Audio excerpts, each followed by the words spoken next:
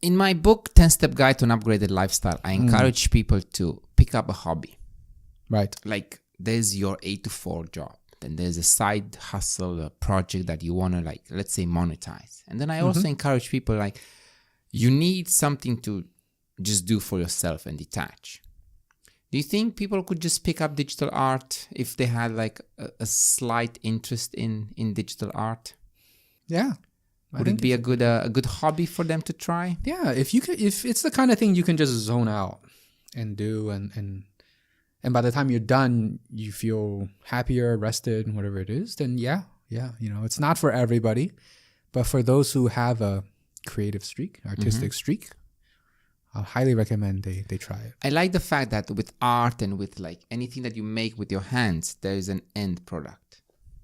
Yes. There is something to look at. There's something to touch. There's something to share. To share. Even with music.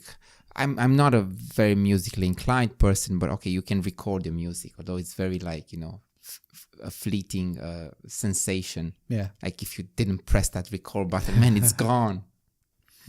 Yeah. Well, music is a performance art, and that's a whole different field of art. That would be good discussion for another day. Performance art is there and then it's gone, right?